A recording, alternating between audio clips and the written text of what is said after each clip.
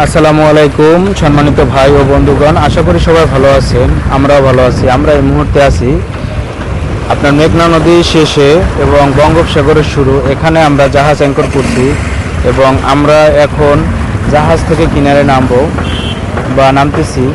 এখানে আপনাদের দেখাবো হাতিয়ার যে প্রত্যন্ত গ্রামাঞ্চল।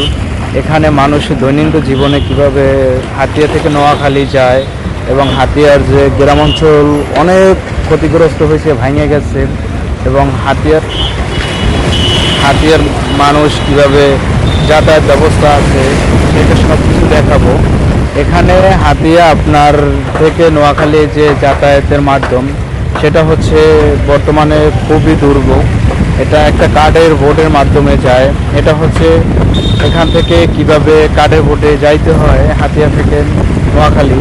তো দেখবেন সেটাও প্রথমে এরা কাউন্টারে টিকিট কালেক্ট করে তারপর কাঠের বোটের মাধ্যমে জীবনের ঝুঁকি নিয়ে পারাপার হয় এবং এখানের মানুষের যে ঘর বা গ্রাম অঞ্চল অনেকগুলো প্রত্যন্ত অঞ্চল ভেঙে একদম অবস্থা খারাপ হয়ে গেছে। তো এদের যে একটা পরিপূর্ণ মজবুত বাঁধের দরকার সেটাও নেই। তো এখানে যদি আপনার সাগরের সিগন্যাল আসে, এই যে আগেই দেখতে পাইতেছেন বা দেখতেছেন যে আপনার জায়গাগুলো ভাঙা আছেন, এরকম বহু ঘরবাড়ি এখান থেকে বিলীন হয়ে গেছে, গাছপালা মানুষের অনেক ক্ষতিগ্রস্ত হয়েছে। তো আপনারা যারা হাতিয়া আসবেন বা আসতে চান, সম্ভবত চাইলেও অনেকে আসতে পারবেন না। আর আমার বাড়ি বরিশালে, কিন্তু আমরা যে হাতিয়া আসছি, আমি তো একটা শিখে চাকরি করি, সেই সূত্রে আমার হাতিয়া আসা। এখানে আপনার মানুষ অনুপাতে যে প্রত্যন্ত গ্রাম অঞ্চল অনুপাতে, কিন্তু এখানে আপনার কাঁচা বাজার থেকে বিভিন্ন রকম মাছ মাংসর অনেক দাম।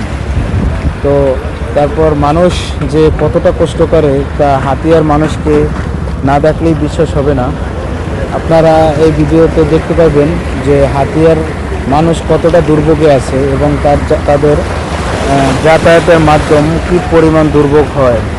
এখানে হাতিয়ার যারা বসবাস করে তাদের একমাত্র যাতায়াতের মাধ্যম হচ্ছে সরকারি একটা জাহাজ আছে, সেটাও ভিডিওর ভিতরে আছে, এবং আপনার শুধু কাঠের বোট, কিছু স্পিড বোট আছে, তা ওরা সঠিক সময় বা অতিরিক্ত রুলিংয়ের কারণে চালাইতে পারে না, কারণ সাগরে প্রচুর পরিমাণ রুলিং হয়। এখানে যে মানের যাতায়াতের জন্য ভেসেল দরকার সেগুলো নাই। তারপরে এরা এদের জীবনের রিস্ক নিয়ে প্রতিদিন যাতায়াত করে। এখানে পানির প্রচুর পরিমাণে রোলিং হয় এবং গ্রামগুলো আস্তে আস্তে ভেঙে যায়। তো যারা আমার এই ভিডিওটা দেখার জন্য ধন্যবাদ, এবং ইউটিউবে দেখলে অবশ্যই আমার চ্যানেলটি সাবস্ক্রাইব করে দিয়ে বেল আইকনটি বাজিয়ে দেবেন, এবং যদি ফেসবুক পেজে দেখেন অবশ্যই আমার পেজটি ফলো করে সাথেই থাকবেন। এবং এরকম নতুন ইন্টারেস্টিং ভিডিও দেখতে হলে অবশ্যই আমার চ্যানেলটা সাবস্ক্রাইব করে দিবেন।